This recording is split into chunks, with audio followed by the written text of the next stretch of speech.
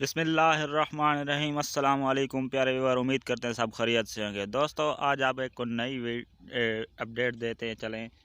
एक नई क्या बुरहान अल्प तुर्गुत अल्प की तरह उस्मान बे का मंसूबा के मुताबिक चल रहा है या क्या कोशिश उस्मान बे का इत्तेहादी बन जाएगा।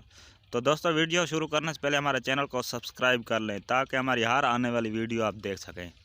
दोस्तों हाँ, ये भी हो सकता है कि बुरहान अल्प उस्मान बे के मंसूबे पर काम कर रहा हो और कुंदुज बे के साथ मिला हुआ हो, और किस्त 77 में ये भी दिखाया जाएगा कि कोशिश उस्मान बे का इत्तेहादी बन जाएगा और वो इना गोल में ही उस्मान बे को दाखिल करेगा और साथ ले जाएगा। उधर जो बाज़ार कैम्प कर रहा है वज़ीर आलम शाह और कुंदुज बे मिलकर उस बाज़ार पर हमला करेंगे। दोस्तों उम्मीद करते हैं हमारी वीडियो आपको अच्छी लगे। हमारी वीडियो अच्छी लगे तो हमारे चैनल को सब्सक्राइब ज़रूर करें। शुक्रिया।